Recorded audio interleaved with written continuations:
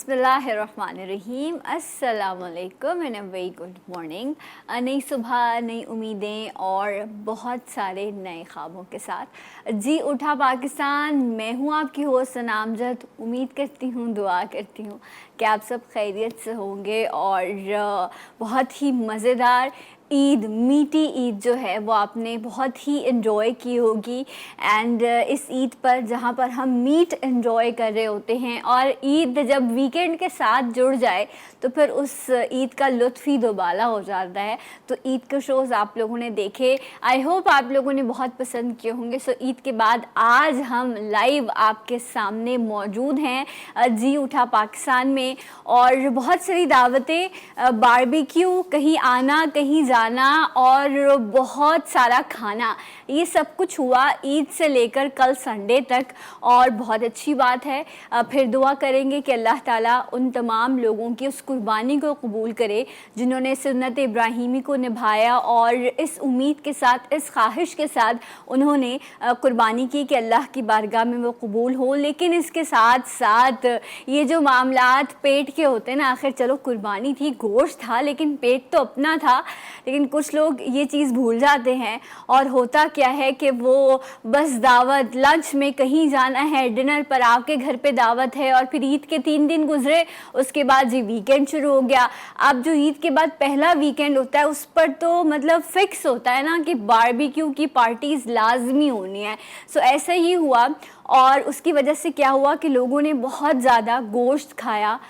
वैसे भी हम गोश्त खोर लोग हैं, हम बहुत गोश्त खाते हैं, लेकिन मौसम भी इस तरह का है, गर्मी भी है। उसके अलावा एक प्रोपोर्शन, एक मिकदार है जिस हिसाब से गोश्त का इस्तेमाल करना चाहिए। साथ आपको सब्ज़ी भी लेनी चाहिए, एक प्रोपोर्शन होना चाहिए, एक बैलेंस होना चाहिए, जो हम भूल जाते हैं ईद की दावत में। कहीं पर भी जाओ, वो कहता है कोई बात नहीं, अब मैंने इतना पकाया, कुछ तो तुम्हें खाना पड़ेगा। वो कुछ खाते खाते बहुत सारा कुछ हो जाता है, और उसकी वजह से रिपोर्ट ये कह रही है कि तकरीबन कई हज़ार मरीज़ जो हैं वो पेट के अमराज में मुब्तला हॉस्पिटल में जो है वो प्रेजेंट हुए हैं। लाहौर की रिपोर्ट देख लें आप, कराची में देख लें, पाकिस्तान के मुख्तलिफ हिस्सों में देख लें, ज़्यादातर इस वक्त हॉस्पिटल्स में जो लोग जा रहे हैं वो पेट के अमराज में मुब्तला जा रहे हैं, क्योंकि ज़्यादा गोश्त के इस्तेमाल की वजह से उनको प्रॉब्लम हो गई। आज के प्रोग्राम में हमारे साथ गेस्ट मौजूद होंगे, डॉक्टर्स मौजूद होंगे, जो आपको ये बताएंगे कि अगर आपने ज़्यादा गोश्त खा लिया है तो अब क्या करना है। अच्छा जी, ये तो एक बात होगी कि आज क्या होगा शो पे। इसके साथ साथ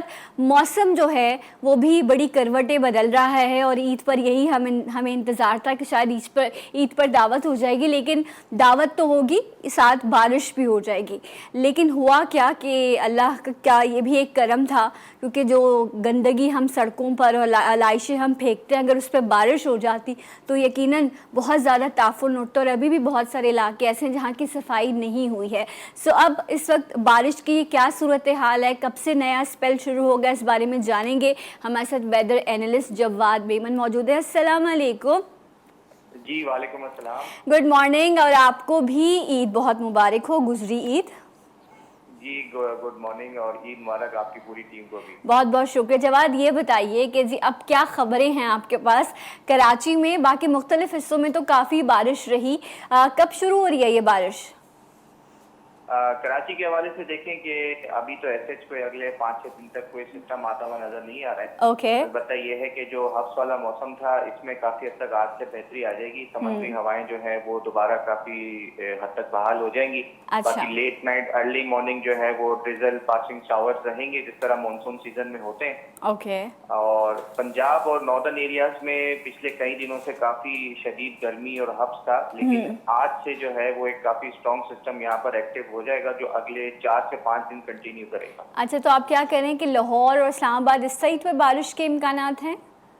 जी बिल्कुल, लाहौर, इस्लामाबाद, फैसलाबाद तक पंजाब के तकरीबन एरियाज में जो है वो heavy to very heavy rainfall भी कुछ इलाकों में हो सकती है। Right. और आज से ये सिस्टम इनफैक्ट कल रात से या आज अर्ली मॉर्निंग से ही एक्टिव हो चुका है। गुजरात रीजन में, खारिया रीजन में जो है वो बारिशें शुरू हो गई हैं, और आगे आने वाले दिनों में जो है इसकी इंटेंसिटी काफी हद तक बढ़ जाएगी। अच्छा, और नॉर्दर्न एरियाज में भी आप एक्सपेक्ट करें कि बारिशों का सिलसिला शुरू होगा? जी बिल्कुल, यही सिस्टम जो है ये नॉर्दर्न एरियाज को भी इफेक्ट करेगा। इनफैक्ट जो हमारा कश्मीर रीजन है ये यहाँ तक इसको इफेक्ट करेगा, और इन सारे एरियाज में भी जो है वो heavy to very heavy rainfall हो सकती है। अच्छा, बहुत सारे लोगों ने जो है वो सयाही जो मकामात हैं वहाँ पर उनका रुख किया, सयाती मकामात का, और कुछ लोगों ने तो रातें भी सड़कों पर गुजारी हैं। मरी वरी इतना ट्रैफिक वहाँ पे जाम रहा क्योंकि लोग मौसम को एंजॉय करने वहाँ गए हुए थे। एक और चीज़ मुझे बता दीजिएगा जवाद, क्या हम अगस्त, क्योंकि अभी आपने कहा कि ये 5-6 दिन तो बारिश नहीं हो सकती, अगर मैं कराची या सिंध की बात करूँ तो इट्स मीन आप ये कह रहे हैं कि अगस्त के स्टार्ट में बारिश एक्सपेक्टेड है सिंध में, कराची में? देखिए, अगस्त के स्टार्ट में भी ऐसे फिलहाल कोई इतना स्ट्रॉन्ग सिस्टम अभी तो नजर नहीं आ रहा। अर्ली डेज में, अगस्त के अर्ली डेज में एक सिस्टम आता हुआ जरूर नजर आ रहा है जो तकरीबन 3 से 4 अगस्त के आसपास नजर आ रहा है, लेकिन वो भी अभी तक जो है वो राजस्थान रीजन तक लिमिटेड है। तो आगे आने वाले दिनों में देखते हैं कि ये सिंध की तरफ मूव करता है। अगर करता है तो फिर सिंध के किन किन एरियाज में जो है ये बारिश देगा। ओके, वैसे हमेशा हर आई रिमेंबर 13 अगस्त की रात को बारिश होती है, 14 अगस्त को अब्र रहमत बरसती है, ऐसा होता है, right? Thank you so much. Jawad हमारे साथ मौजूद थे और उन्होंने कहा कि जी हल्की सी जो है वो बूंदाबांदी का सिलसिला रहेगा, हब्स खत्म हो जाएगा, मौसम कुछ खुशगवार रहेगा कराची शहर में। बाकी पाकिस्तान के मुख्तलिफ हिस्सों में इन्होंने कहा कि बारिश एक्सपेक्टेड है, तो इन्जॉय कीजिए वेदर। इसके साथ साथ बहुत ज़रूरी और ख़ास बातें, वो लोग जो पेट के अमराज में मुब्तला रहे या गोश्त, बड़ा गोश्त खाने की वजह से उनके मसूड़ों में सूजन हो गई, ये तमाम तरह आपके जो मसाइल हैं उनका हल आज आपको मिलेगा जी उठा पाकिस्तान में, राइट आफ्टर दिस ब्रेक। हमारे साथ रहिएगा, जी उठा पाकिस्तान।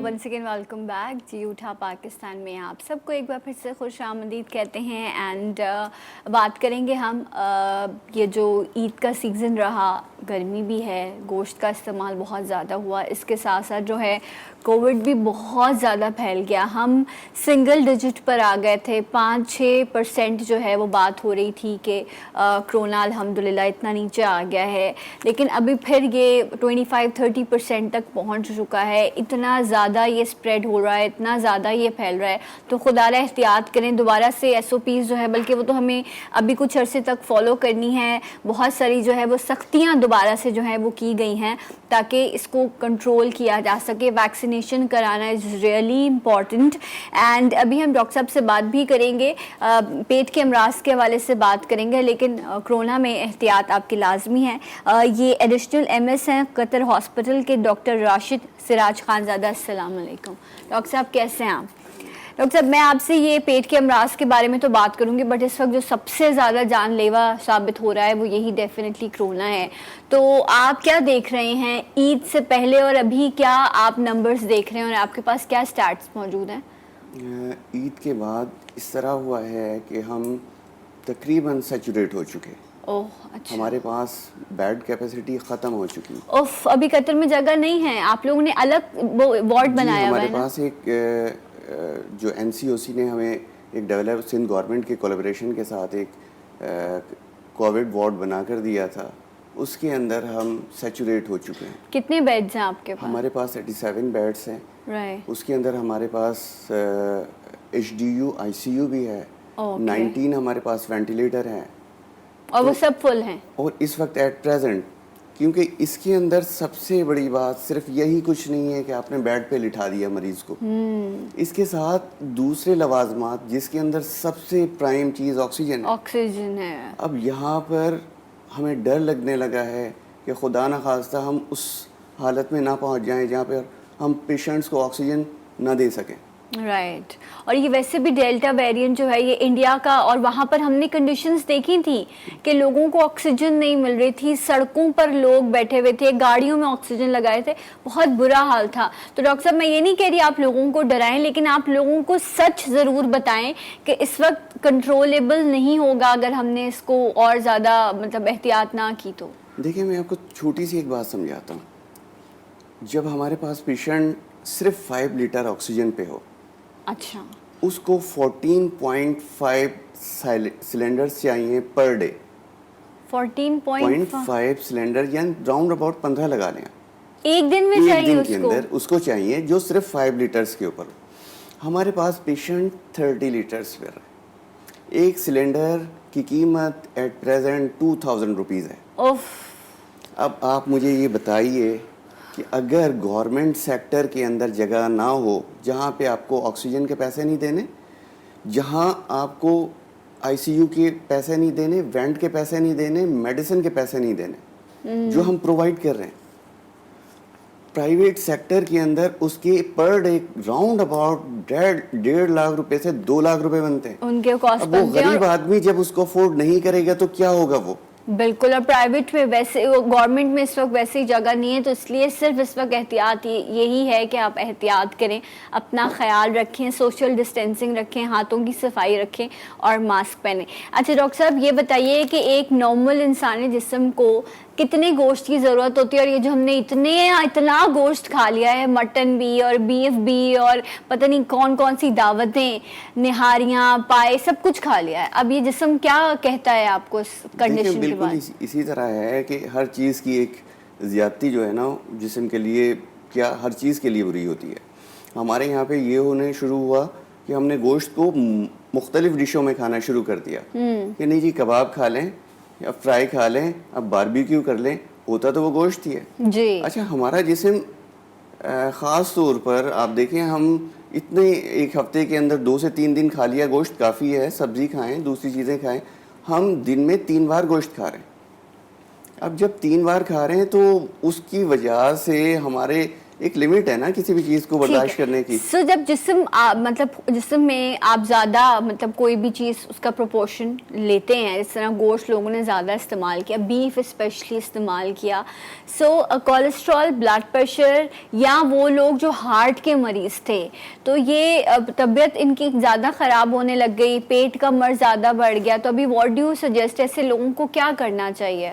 देखिए, मैं एक बात बताऊं आपको कि अगर हम सब्जी खाएं, उसके अलावा हमारे पास फ्रूट है वो खाएं, और दूसरी बात आपको एक मज़े की बात बताऊं मैं कि ये जो हम इस हद तक गोश्त खा रहे हैं इसकी वजह से हम, अच्छा मज़ा अजीब बात यह है कि हम लोग खुद बावर्ची बन जाते, मर्द हजरात, वो आधा कच्चा होता है आधा पक्का होता है, उसको जिस तरह ख़वातीन पूरी तरह से साफ़ सुथरा करके और सारा कुछ करके पकाती हैं, वो नहीं होता। सही है। उसकी वजह से फिर हमें उल्टी मोशन लग जाते हैं, उसकी वजह से पेट के जो अमराज हैं वो शुरू हो जाते हैं। ये बड़े का गोश्त खाने से हमारे साथ कोलेस्ट्रॉल बढ़ जाना, ब्लड प्रेशर बढ़ जाना, यूरिक एसिड बढ़ जाना। अच्छा, अब अगर ये कंडीशन है कि ब्लड प्रेशर है, यूरिक एसिड है, कोलेस्ट्रॉल है, ये डिस्टर्ब हो गया है, तो अभी क्या करना चाहिए, क्या सजेशन है आपकी? मेरी सजेशन तो ये होगी कि जल्द अज जल्द जितना बेहतर हो आप अपनी जो रूटीन की खुराक थी उस पर आ जाइए। ठीक है। आप सब्ज़ी खाइए, सलाद खाइए, आप दही इस्तेमाल करें, लेकिन स्किम मिल्क की बनी हुई हो, दही तो ज़्यादा बेहतर है। कोशिश करें कि फ़िलहाल for the time being fruit वगैरह और ये जो हेल्दी फूड है उसको ज़्यादा इस्तेमाल करें। अच्छा, ब्लोटिंग का होना या पेट ख़राब हो जाता है जिसकी वजह से लोगों को वॉमिटिंग्स होती हैं या लूज मोशन शुरू हो जाते हैं, सो ऐसी कंडीशन में अगर लाइक आप फॉरेन हॉस्पिटल, या रात में अक्सर ऐसा होता है आपने रात में गोश्त खाया है या बारबेक्यू हुआ है तो एकदम से तबीयत आधी रात को ख़राब हो गई, तो आप फर्स्ट एड तो ज़रूरी है, सो क्या करना चाहिए ऐसी कंडीशन में? देखिए, हर घर के अंदर तकरीबन दूध और दही तो होता है जी, तो हम ये कहेंगे कि आपके पास अगर दूध है या दही है और इसबगोल भी होता है, ठीक है, उसके 2 चमचे डालें एक गिलास दूध के अंदर या 1 कप दही के अंदर, उसको मिलाएं और फौरी वो ले लें।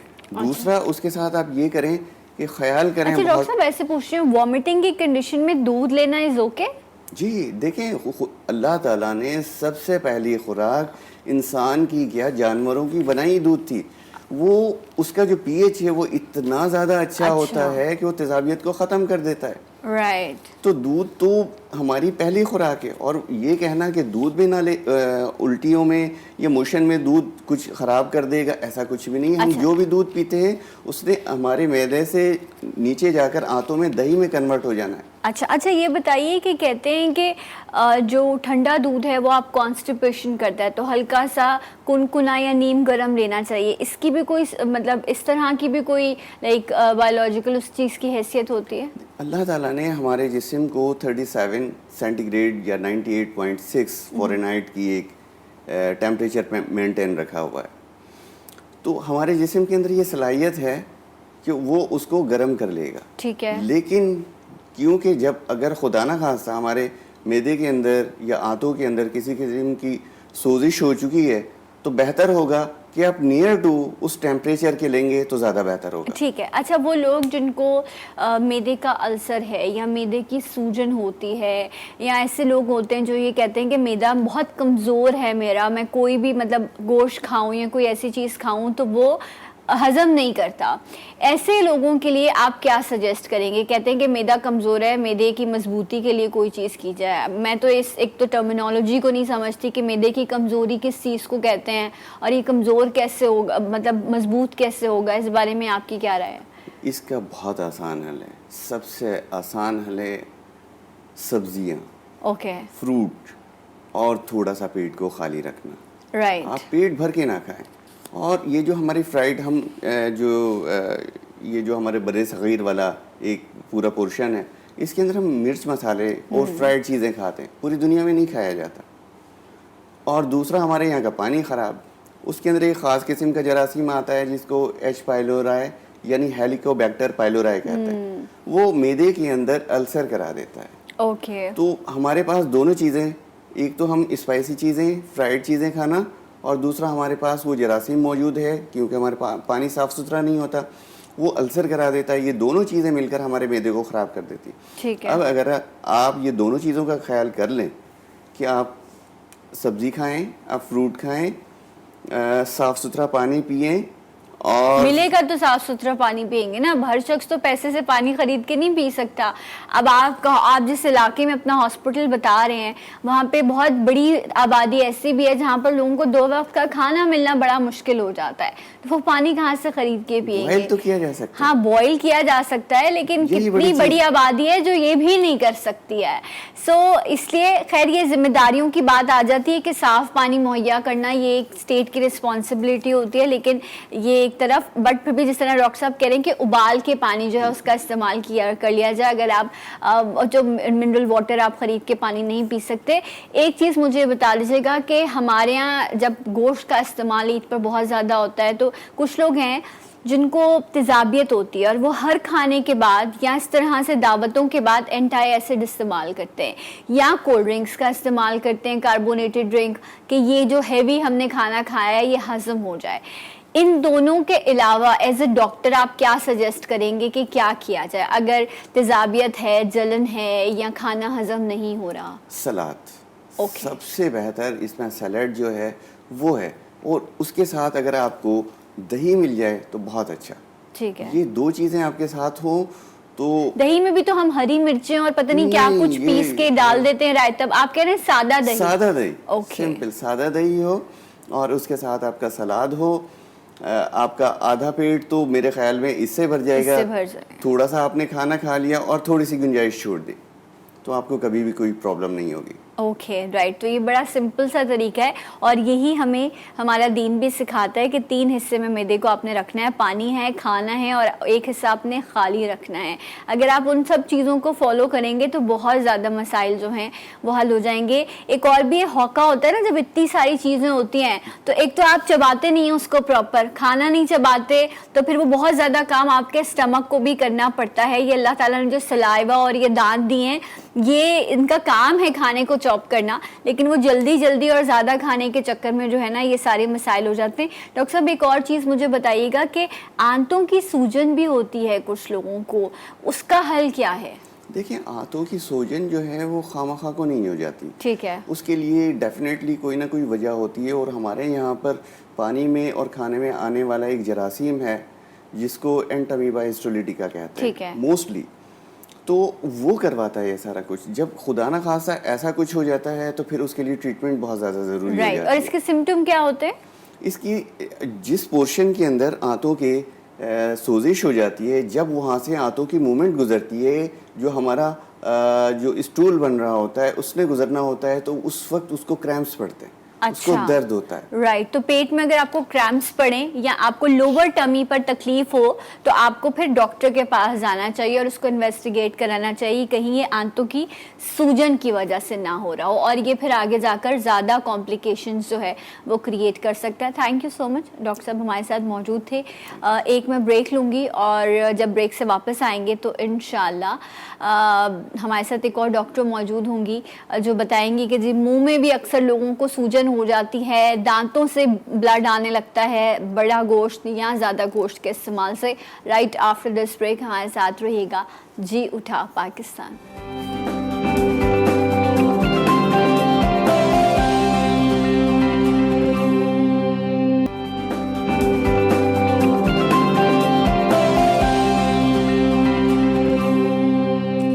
जी नाज़रीन, एक बार फिर से आप सबको प्रोग्राम में खुशामदीद कहते हैं। एंड ईद के बाद स्पेशली मीठी ईद जो गोश्त वाली ईद होती है, बकरा ईद होती है, इसके बाद लोगों को पेट के अमराज के साथ साथ मुंह के अमराज जो हैं वो भी बहुत ज़्यादा हो जाते हैं कि मसूड़े जो हैं वो सूज गए हैं या ब्लीडिंग हो रही है, दांतों में तकलीफ़ शुरू हो जाती है, सूजन हो जाती है जिसकी वजह से जो है वो खाना खाने में तकलीफ़ होती है।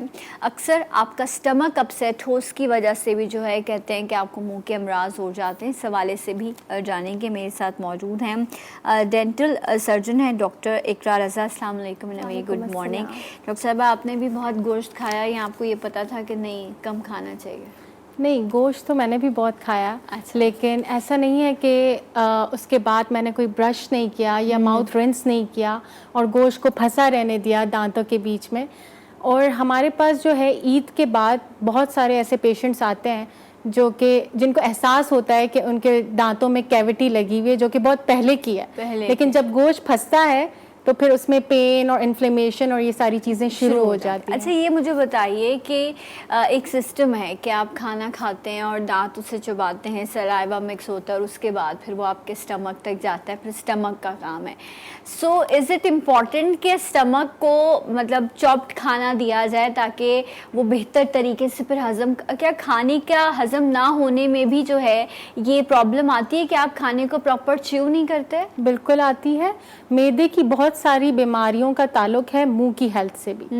तो जो मुंह में बदबू और हैलिटोसिस जिसको हम कहते हैं अपनी लैंग्वेज में, हैलिटोसिस या बैड ब्रेथ के साथ जो पेशेंट्स आते हैं वो इसी वजह से आते हैं कि वो हजम नहीं कर पाते खाना, जिसकी वजह से बैक्टीरियल लोड बढ़ जाता है। राइट तो उसके लिए क्या सजेस्ट करेंगी आप? उसके लिए ये सजेस्ट करूंगी कि अपनी टंग को ब्रश करना ना भूलें।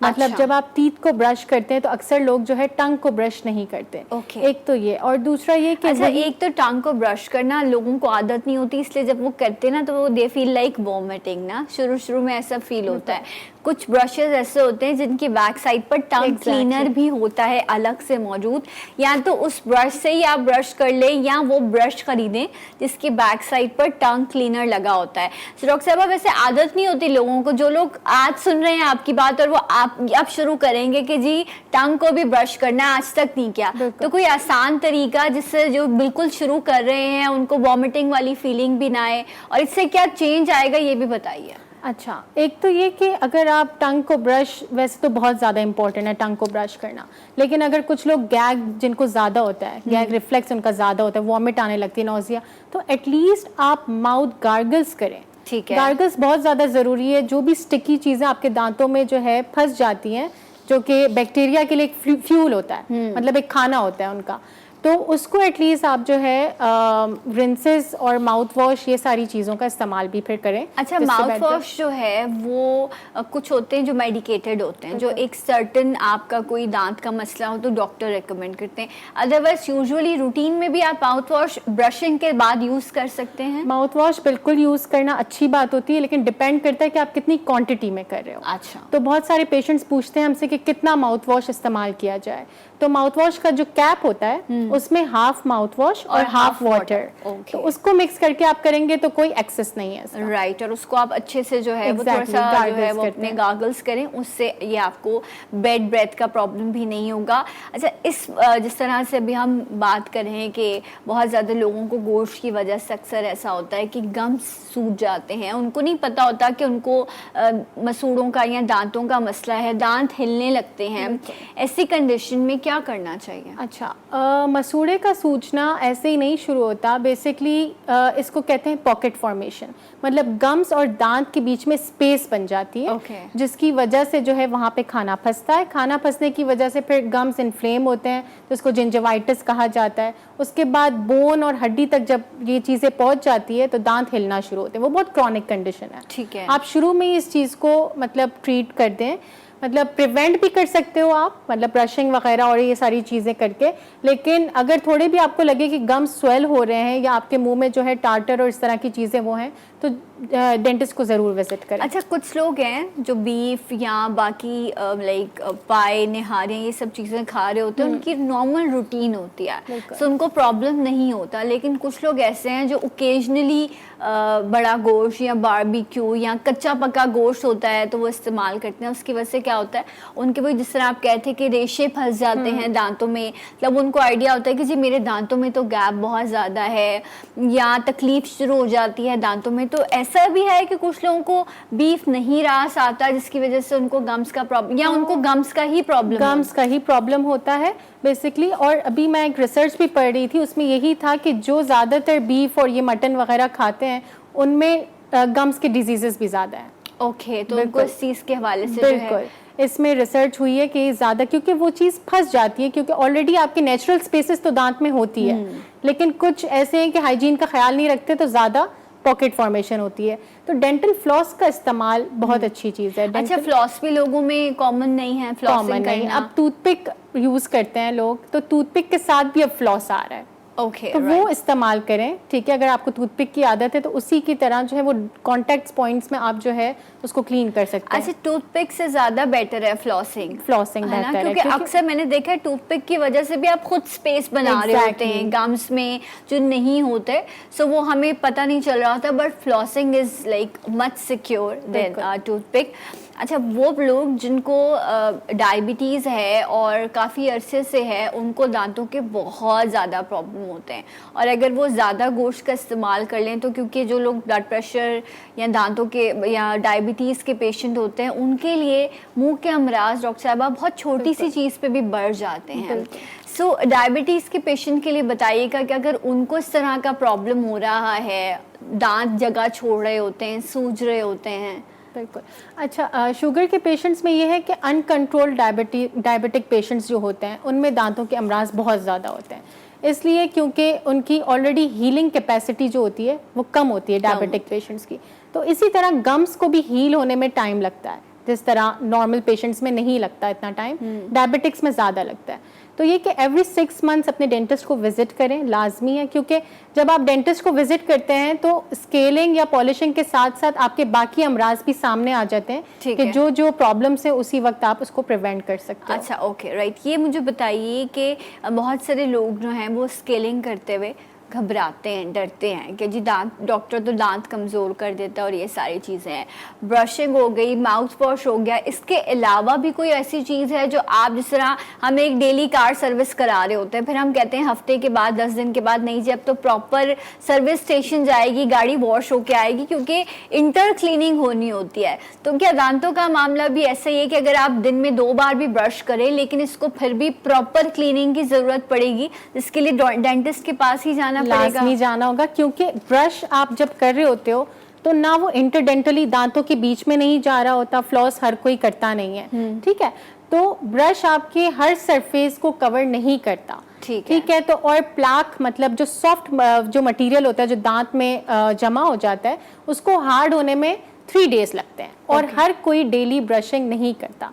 3 दिन में अगर वो हार्ड हो जाएगा तो it will not remove by a brush. Okay, so इसलिए बकरा ईद गुजरी है तो अब इट्स बेटर कि सब जाएं और जाकर अपनी स्केलिंग कराएं, ताकि अगर कोई इस तरह का प्लाग या कोई चीज़ आपके दांतों में है तो वो ठीक हो सके। कुछ लोग हैं जो कुछ लोग तो टोबैको हैं या स्मोकिंग करते हैं या इस तरह की चीज़ों का इस्तेमाल करते हैं, जिसकी वजह से दांत पेल होने लगते हैं या दांतों पर निशान आने लग जाते हैं। कौन कौन सी रूटीन में ऐसी चीज़ें हैं, टोबैको या स्मोकिंग है तो वैसे भी आपकी सेहत के लिए अच्छा नहीं है, या खाने में हम कोई चीज़ ऐसे इस्तेमाल कर रहे होते हैं जिसकी वजह से बार बार स्टेन आ जाते हैं आपके दांतों पे? अच्छा, एक मैं क्लियर करूं कि ब्रशिंग की वैसे हम सबको ये नॉलेज थी कि खाने नाश्ते के बाद हमने ब्रश करना है जी। ठीक है, लेकिन अब रिसर्च ये कहती है कि नाश्ते से पहले करना है आपने। नहीं, नाश्ते से, अच्छा नाश्ते से पहले ही होती है, लेकिन डॉक्टर्स कहते हैं मैं कंफ्यूज हो गई, नाश्ते के बाद करना चाहिए ब्रश। अच्छा, नाश्ते से पहले नहीं करना? नाश्ते से पहले नहीं करना, लेकिन क्योंकि रात में खाया ही नहीं जाता रात में ब्रश ना हुआ वो। आप रिंस कर लो, रिंस करने के बाद आप नाश्ता कर लो, और रात में सोने से पहले आप ऑलरेडी ब्रशिंग कर रहे हैं, ठीक तो है। रात में सोते हुए तो already you are not chewing anything, तो आप जो है नाश्ते के बाद ब्रशिंग रिकमेंडेड है। और जो आप स्टेनिंग का कह रहे थे, चाय और डबल रोटी और इस तरह की चीज़ें जो हम नाश्ते में खाते हैं, सारा दिन वो आपके दांतों में स्टिक रहती है। ओके, इसीलिए नाश्ते के बाद ब्रशिंग रिकमेंडेड है। ओके, सो आप सुबह उठ के माउथ वॉश कर सकते हैं अच्छे से, उसके बाद आप ब्रेकफास्ट करें, क्योंकि कहते ये हैं कि ये कॉफ़ी टी जो है इससे भी आपके दांतों पे जो है वो निशान आता है। ज़रूरी नहीं है कि स्मोकिंग की वजह से ही जो है या और चीज़ों की वजह से वो भी नुकसानदेह है, लेकिन जो लोग ज़्यादा चाय का इस्तेमाल करते हैं उनको बार बार जो है वो दांतों की सफाई, स्टिकी चीज़ें जो है उनको ये प्रॉब्लम हो जाती है। अच्छा, अगर अचानक से दांत में दर्द शुरू हो जाए, और ये अक्सर लोगों के साथ होता है रात में लेट नाइट, अब तो आई थिंक डेंटिस्ट भी आपको 24/7 मिलते हैं, लेकिन अगर ऐसी कोई कंप्लेन हो जाए कि अचानक से दांत में दर्द है, तो व्हाट डू यू रिकमेंड, क्या करना चाहिए? अच्छा, दांत में दर्द है तो एक तो ये कि अगर आप नहीं आना चाह रहे डेंटिस्ट के पास, तो फौरी तौर पे आपने एक पेन किलर लेनी है, क्योंकि दांत का दर्द जो है बहुत ज़्यादा सिवियर होता है, और रात का पेन, बिल्कुल ठीक है। तो दूसरा ये कि डेंटिस्ट के पास फौरी तौर पे इसलिए विजिट करना चाहिए बिकॉज जो कैविटी होती है वो रिवर्सिबल नहीं होती, ट्रीटेबल होती है लेकिन रिवर्स नहीं होती, वो प्रोग्रेस करती है, और वो रैपिडली प्रोग्रेस करके आपकी जो दांत की नर्व है वहाँ तक पहुँचती है, और फिर इसके साथ साथ वो हड्डी तक भी पहुँचती है। तो कीड़ा कभी भी जो है रुकता नहीं है, बहुत इनिशियल स्टेज में हो, और अगर आपने हाइजीन अच्छी रखी तो वो अरेस्ट हो जाता है, लेकिन एक्टिव केरीज कभी भी नहीं रुकती। अच्छा, तो आपने अपनी कैविटी को अरेस्ट कराने के लिए जो है वो डॉक्टर के पास जाना इज़ रियली इम्पॉर्टेंट। ये कुछ छोटी छोटी सी चीज़ें जो हमें अपनी रूटीन में फॉलो करनी होती है। वैसे दांत का अगर मैं बोलूँ प्रॉब्लम, तो आई थिंक हर दूसरे शख्स को दांत का प्रॉब्लम होता है, क्योंकि हमारी प्रायोरिटीज़ में ही नहीं होता कि हम 6 मंथ्स में, 1 साल में जो है वो कभी हम डॉक्टर के पास जाएँ और जाकर विजिट करें। जब बहुत ज़्यादा दांत खराब हो जाता है, और ये ओवरनाइट नहीं होता, ये एक अरसा लगता है एक दांत को जो है वो खराब होने में। अच्छा डॉक्टर साहब, ये भी बताइएगा कि कुछ लोगों को ओवरलैपिंग होती है दांतों की, जिसकी वजह से वो खुद सफाई नहीं कर पा रहे होते। सो उसके लिए कोई ख़ास तरीका कार है कि वो किस तरह से, अब बार बार स्केलिंग भी नहीं करा सकते, इट्स रियली नॉट गुड कि आप बार बार स्केलिंग कराएं, तो फिर ऐसे पेशेंट क्या करें? अच्छा देखिए, एक और चीज़ मैंने ऐड करनी थी कि माउथ वॉश तो हर कोई यूज़ नहीं कर सकता, एक्सपेंसिव भी आता है, तो देसी एक टोटका ये है कि गर्म पानी जो कि मुंह में बर्दाश्त हो, ऐसा पानी, उसमें सॉल्ट डाल के उससे रिंसेस करें। एक ये चीज़। दूसरी जो आपने क्राउडिंग, जो दांत की क्राउडिंग का पूछा है, वो है कि अभी जो है हर जगह ये चीज़ अवेलेबल है कि आपके जो आगे पीछे दांत है उसको सही करने के डिफरेंट तरीके हैं, अलाइनर्स हो गया, ब्रेसेस हो गए, ये सारी चीज़ें। क्लीनिंग तो आपने ब्रशिंग ही करनी है और स्केलिंग करवानी है, इसके अलावा हमारे पास और कोई हल नहीं होता। राइट। अच्छा, जिनको बेड ब्रेथ का प्रॉब्लम है, ठीक है, बहुत ज़्यादा होता है, अक्सर तो इतना ज़्यादा हो जाता है कि आप किसी से बात करते हुए भी घबराते हो, सो उनके लिए आप क्विकली क्या सजेस्ट करेंगे, क्या करना चाहिए? शुगर फ्री गम्स जो है उसको जो है आप, हाँ, लेकिन डॉक्टर के पास आप जरूर जाएं ताकि रीजन आइडेंटिफाई हो सके। And thank you so much doctor साहब, हमारे साथ मौजूद थी। मैं इंशाल्लाह मिलूंगी आपसे कल। अपना बहुत ख्याल रखिएगा, और जाते जाते एक आवाज़ और एक नारा, पाकिस्तान जिंदाबाद। अल्लाह हाफ़िज़।